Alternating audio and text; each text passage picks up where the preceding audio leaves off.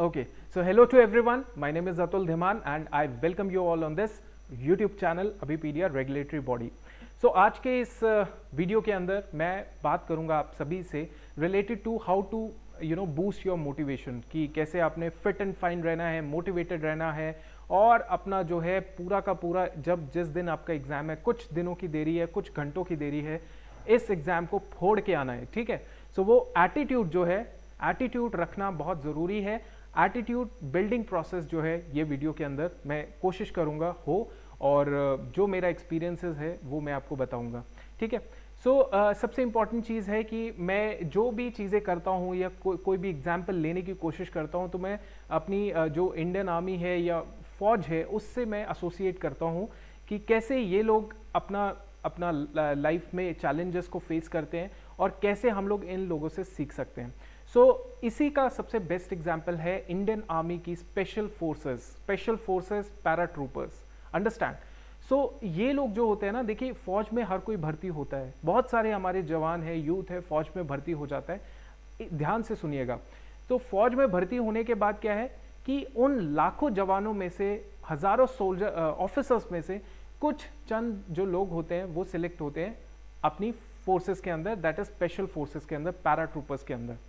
सो उनको जो है स्पेशल फोर्सेस का टैग क्यों दिया जाता है? आपने देखा होगा उनके बैजेस स्पेशल फोर्सेस के होते हैं, बलिदान बैच लगा होता है, मैरून बैरर होती है, because of those things that they wear, that is the reason they are called the special forces. ये सेकेंडरी चीज़ें हैं, ये सेकेंडरी है, ये मटेरियलिस्टिक है कि स्पेशल फोर्सेस का बैच लगा है, बलिदान बैच लगा है, मैरून बैरर है, तो वो स्पेशल फोर्सेस कहलाएंगी। लेकिन एक चीज़ जो है, एक चीज़ जो उनको एक्चुअली प्राइमरी रीजन है कि उनको स्पेशल फोर्सेस बनाया जाता है, वो बनते हैं स्पेशल फोर्सेस के जवान और ऑफिसर्स। एक चीज that is the deadly combination of skill set, जिसे कहते हैं ना skill set and the mind set. ठीक है, सो ये जो स्किल सेट होता है और ये जो माइंड सेट होता है, ये जिस इंसान के पास तगड़ा लेवल होता है, ऊपर का लेवल होता है, वो इंसान स्पेशल फोर्सेस में जाता है, अपने आप को प्रूव करके दिखाता है। तो अब जरूरी नहीं है कि वहां पे जाके ही आप ये दोनों स्किल्स को दिखा सकते हो। ये दोनों स्किल्स जो है आप अपने एग्जाम के अंदर भी दिखा सकते हो। कैसे? देखो, स्किल सेट क्या है आपका? स्किल सेट मुझे बताइए आपका क्या है? आपका स्किल सेट है पॉलिटी पढ़ लेना, अकाउंटेंसी पढ़ लेना। फॉर द ईपीएफओ एग्जाम जितना भी आपका एग्जाम ओरिएंटेड सिलेबस है उसको पढ़ लेना, that is your skill set. उसको रिवाइज करना, कंसोलिडेशन करना, मॉक टेस्ट लगाना, this is your skill set. And आपने उसमें महारत हासिल कर ली है, ट्रस्ट मी, आपने महारत हासिल कर ली है। लेकिन आपका जो माइंड सेट है ना, यहाँ पे मेजरली जो स्टूडेंट्स होते हैं वो धोखा खा जाते हैं। वहाँ उनको दे आर बिट ऑफ कि हाँ प्रेशर है, स्ट्रेस है, बहुत सारी चीज़ें होती हैं जिससे उनका माइंड सेट जो है वो थोड़ा अप एंड डाउन हो जाता है। वही बात कहते हैं ना कि चाहे कितना भी बड़ा उसेन बोल्ट है, चाहे जो मर्जी फिजिकली जितना भी फिट एंड फाइन पर्सन है, वर्ल्ड का सबसे बेस्ट एथलीट भी होगा, वो भी स्पेशल फोर्सेस का जो ट्रेनिंग है, प्रोबिशन पीरियड है, वो नहीं निकाल पाएगा। क्यों? क्योंकि अगर उसका माइंड सेट तगड़ा नहीं हुआ तो वो नहीं निकाल पाएगा। स्किल सेट तो एक बेस लेवल आ जाता है, लेकिन जो माइंड सेट है, दैट एटीट्यूड, वो आपको स्पेशल फोर्सेस बनाता है, फौजियों को स्पेशल फोर्सेस बना देगा और आपको ईपीएफओ ऑफिसर बना देगा। Reason, EPFO officer is not a simple job, it is not और अगर मान लीजिए आप गलती से सिलेक्ट भी हो गए, है ना, कि मान लो आप इतना ज़्यादा आपने पढ़ा नहीं और आपका वैसे माइंड शार्प है और थोड़े लेथार्जिक, जो भी है, जितना मेहनत किया नहीं होगा तो लगेगा नहीं, और उसकी वैल्यू आपको पता नहीं लगेगी। और जब उसकी वैल्यू नहीं पता लगेगी तो आप जो है उस पोजीशन के साथ पूरा का पूरा जस्टिस नहीं कर पाओगे, और जब आप उसके पोजीशन के साथ जस्टिस नहीं कर पाओगे तो आप जो है इनस्टेबल रहना शुरू हो जाओगे, और आपके जो अंदर नीचे काम करने वाले आपके स्टाफ वाले होंगे वो भी आपसे खुश नहीं होंगे। तो अल्टीमेटली वो एक लाइफ इंस्टेबिलिटी वाली हो जाएगी। तो याद रखें, अभी जो है स्किल सेट आपका पूरा टॉप नॉच है। क्या करना है? Revise, consolidation, mock test, PYQ series, और साथ ही साथ जो है जो भी एमसीक्यू सीरीज आपकी यहाँ पे चलती है उसको फॉलो कीजिए। राइट, इसके अलावा आपने अपने माइंडसेट को ट्रेन करना है। How you are going to train your mindset? मैं इसके ऊपर ज़्यादा एफर्ट लगाऊंगा। आपकी मैम ने जो है, निहारिका मैम ने, उन्होंने पहले ही आपको ये स्किल सेट को कैसे तगड़े लेवल पे पक्का कर लेना है उन्होंने लेक्चर्स लिए होंगे, लेकिन मैं माइंडसेट के ऊपर बात करूंगा, कैसे अपने माइंडसेट को पक्का करना है। इस चीज़ के बारे में मैंने पहले भी बताया हुआ होगा, लेकिन अब मैं ज़्यादा इसके ऊपर एम्फसाइज करूंगा। What will change your mindset? The mindset is positive affirmation. So ये जो पॉजिटिव अफर्मेशन है उसको आपने क्या करना है, डेली आपने पॉजिटिव अफर्मेशन सुबह उठने के बाद आपने 5 से 7 मिनट या 10 मिनट अपना एक चार्ट बना लो। उस चार्ट के अंदर कस्टमाइज तरीके से लाइन लिखो कि मैं प्रेजेंट के अंदर आज मैं पूरा अपना 8 से 10 घंटे पढ़ाई करने वाला हूँ, ठीक है। और अपने फ्यूचर के अंदर इस दिन मेरा एग्जाम है, इस दिन मेरा एग्जाम इस दिन को है और इस पर्टिकुलर टाइम पीरियड में है, इतने घंटे का एग्जाम है और हर क्वेश्चन के अंदर I am the best person in this life, ठीक है। सो ये जो थॉट है ये आपने पॉजिटिव अफर्मेशन के अंदर अपने अंदर बिल्ड करना है। समझ आ गया? ठीक है। सो ये आपने याद रखना है, ये करना है आपने। सो अर्ली मॉर्निंग सुबह उठिए और ये कीजिए, रात को सोने से पहले ये कीजिए। This would change your life, this would change your सोचने का तरीका। A lot of things would be change through this process only. जिंदगी में सक्सेसफुल होने के लिए बहुत मुश्किल स्टेप नहीं होते, लेकिन मुश्किल ये होती है उन सिंपल स्टेप्स को कंसिस्टेंटली फॉलो करना, उन सिंपल स्टेप्स को कंसिस्टेंटली फॉलो करना, ठीक है। सो याद रखेंगे ये चीज आपने फॉलो करनी है। Now the positive affirmation correct हो गया। Now the second thing what best you are going to do is meditation, ठीक है। मेडिटेशन आप लोग बोलोगे कि यही चीज करते रहेंगे तो पढ़ेंगे कब? अरे देखिए, स्किल सेट जो है you already have developed it.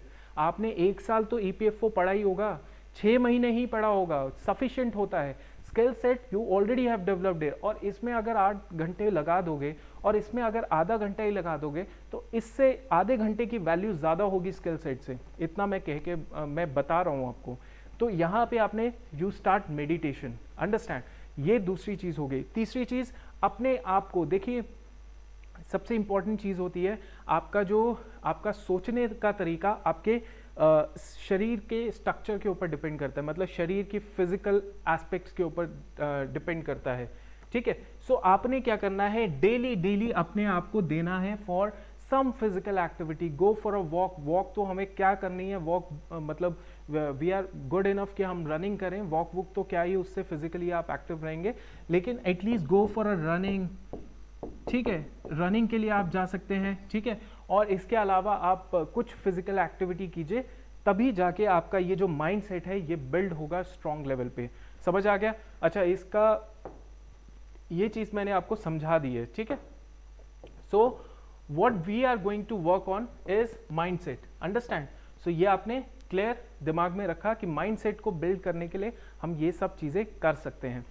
अब मेरा आपसे एक चीज़ और भी है, रिक्वेस्ट है कि आपने जब भी पढ़ाई करनी है, जैसे स्किल सेट के अंदर हम लोग थोड़ी सी बात करते हैं, स्किल सेट के अंदर आपने जब भी पढ़ाई करनी है तो इसमें क्या करना है, शायद आपने जो है देखो एक चीज़ और भी है जो मैं आपको बताता हूँ। ये जो माइंडसेट होता है ना, ये माइंडसेट सिर्फ इन चीज़ों से नहीं होता डेवलप, या आपने पॉजिटिव अफर्मेशन किया, मेडिटेशन किया, थोड़ा फिजिकली एक्टिव हो तो माइंडसेट आपका डेवलप हो जाएगा और आप पेपर क्लियर करोगे, नहीं। देखो बेस तो यही है, बेस तो यही है। अब जो बच्चा बेस में बहुत स्ट्रांग है, फंडामेंटल उसके बहुत स्ट्रांग है, मतलब स्किल सेट उसकी स्ट्रांग है, तो आपको तो ये पता ही है कि अगर वो बच्चा बहुत स्ट्रांग है तो उसका जो माइंड सेट होगा वो भी बहुत स्ट्रांग होगा, ठीक है। सो अल्टीमेटली ज्यादा कोशिश यही करनी है कि स्किल सेट से ही यहाँ पे आने की कोशिश करनी है, माइंडसेट तभी डेवलप होगा। अगर कोई एवरेस्ट की चढ़ाई करना चाहता है और माइंडसेट उसका बहुत स्ट्रांग है कि हाँ मैं जो हूँ मैं इसकी चढ़ाई करके ही रहूँगा, बिकॉज ऑफ दिस रीज़न मेरे को अभी धोखा मिला, चाहे जिस किसी चीज़ में भी धोखा मिला हो, तो धोखा मिला, मैं एवरेस्ट चढ़ जाऊँगा, ठुकरा के मेरा प्यार, है ना। तो ये सब थॉट होते हैं। तो ये सब जब थॉट हैं, बट उसमें प्रैक्टिकलिटी का है, उसमें स्किल सेट का है, उसको यही नहीं पता कि ऑक्सीजन कहाँ से कहाँ तक कितना होने वाला है, उसको यही नहीं पता, कुछ भी नहीं स्किल सेट, तो वो एक ऐसा होता है कि it is just like a suicide, या it just like a impractical thoughts, ठीक है। तो स्किल सेट को कैसे आपने रूटीन में लाना है, स्किल सेट में आपने जो मैंने आपको बोला कंसोलिडेशन कीजिए, मॉक टेस्ट लगाइए। इसके अलावा आप बेस्ट क्या कर सकते हो, आप अपना जो जिसे कहते हैं ना सार्केडियम रिदम, देखो हर इंसान की एक सार्केडियन रिदम होती है। जैसे फॉर एग्जांपल कोई इंसान रात को पढ़ने का शौकीन होता है तो वो क्या करता है 10 से लेके 4 बजे तक पढ़ता रहता है और 4 बजे सो जाता है ना। और कई इंसान होते हैं जो 4 बजे सुबह उठते हैं और फिर 10 बजे सोते हैं रात को, है ना। सो आपने चाहे जो मर्जी आपकी सर्केडियन रिदम है, ठीक है, बेस्ट अब क्या करना है कि आपको पता है कि मेरा ईपीएफओ का एग्जाम 10 बजे है। सो आपने क्या करना है, वो 10 बजे का स्लॉट ऐसा फिक्स कर लेना है अपने इन दिनों के अंदर कि मैं 10 बजे जब एग्जाम देने बैठूं तो मेरा पूरा एकदम फोकस 10 बजे ही लगे। 10 से लेके 2 बजे 12 बजे का टाइम मेरा सबसे बेस्ट टाइम होना चाहिए, सबसे बेस्ट एफिशिएंसी वाला टाइम होना चाहिए। तो अपनी जो क्लॉक है, आपकी जो क्लॉक है, ठीक है, आपकी जो क्लॉक है कि मेरे को रात को पढ़ने में मज़ा आता है, मैं रात को ही पढ़ूंगा। अगर आप ये सोच के जाएंगे कि मैं रात को ही पढ़ूंगा और सुबह मैं क्या करूंगा 2-4 घंटे सो जाऊंगा और फिर पेपर दूंगा, तो ये आप गलत कर रहे हैं। ये आप स्किल सेट में कमज़ोर हो जा रहे हैं। माइंड सेट तो दूसरी चीज़ है। तो आपने क्या करना है, इन दिनों के अंदर कोशिश कीजिए sleep at 11 o'clock in the night. अगर आप रात के शौकीन हैं 11 बजे तक सो जाइए, सुबह 6-7 बजे उठिए, 7 बजे उठ सकते हैं। एंड उसके बाद अपने इन दिनों के अंदर 2 घंटे कम से कम मॉक टेस्ट दीजिए। 2 घंटे 10 से 12 बजे एक शेड्यूल रख लीजिए कि मैं 10 से 12 मॉक टेस्ट दूंगा ही दूंगा, क्योंकि अब मेरा एग्जाम है, मुझे अपने आप को ट्रेन करना है। तो अपना आपका जो ब्रेन है वो भी गवर्न हो जाएगा, वो भी मेक श्योर कर लेगा कि हाँ 10 से 12 अब इस बंदे के लिए ज़रूरत है पूरा एफर्ट लगाने की। तो वो भी उस हिसाब से आपको अनयूजुअल नहीं लगेगा जब आप संडे वाले दिन एग्जाम देंगे। समझ आ गया? तो ये आपने स्किल सेट के अंदर अपने आप को पक्का कर लेना है। समझ आ गया? तो ये सारी चीज़ें हैं जो मैं आपको बोलने की कोशिश कर रहा था। देखिए मुझे ये लगता है कि अबीपीडिया रेगुलेटरी बॉडी के साथ इतने टाइम से आप जुड़े हुए हो तो स्किल सेट तो आपका टॉप नॉच होगा। मैंने ये चीज़ देखी है कि ये जो एटीट्यूड होता है ना, ये जो माइंड सेट होता है, इसमें स्टूडेंट गलती कर देता है। देखो किसी स्टूडेंट का स्किल सेट ही ठीक नहीं है तो 3-4 दिन के अंदर कुछ नहीं हो उखाड़ पाएगा वो student, to be very frank. लेकिन मुझे पता है कि आप हमारे साथ एसोसिएटेड हो तो यहाँ से कोई दिक्कत नहीं होगी। अब ये वाला जो चीज़ है ना, इस चीज़ में आपने मार नहीं खानी। तो इस चीज़ को पक्का करने के लिए मैंने आपको 2-3 चीज़ें बताई। The positive affirmation number 1 point, number 2 point is meditation.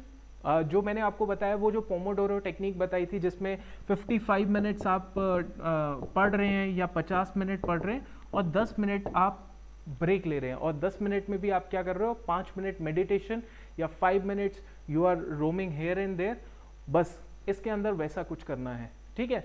So meditation, और तीसरा फिजिकली अपने आप को एक्टिव रखना है, और चौथा जो है, चौथा इज लाइक कि प्रॉपर डाइट खाइए, और पांचवा जो है वो आपने याद रखना है अपनी जो क्लॉक है, अपनी जो ह्यूमन क्लॉक है उसको टाइम कर लेना है जो एक्चुअली वहाँ पे सिस्टम बना होगा। मतलब 10 से 12 बेस्ट होना चाहिए तो बेस्ट होना चाहिए।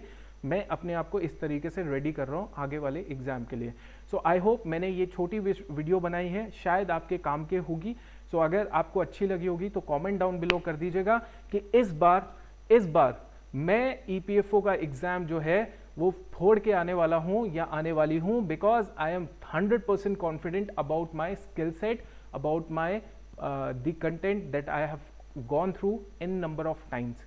बिकॉज ये एग्जाम सिर्फ मैं अपने लिए नहीं कर रहा हूँ, अपने लिए कर रहा हूँ, बिल्कुल मेहनत अपने लिए हर इंसान करता है, लेकिन ये मेरे माँ बाप का भी सपना है कि मुझे जो है एक अच्छी पोजीशन पे देखना चाहते हैं। मेरे दोस्तों का सपना है, मेरे ब्रदर सिस्टर का सपना है। तो जब माँ बाप की बात आ जाती है, फैमिली की बात आ जाती है, तो इमोशन जुड़ जाते हैं।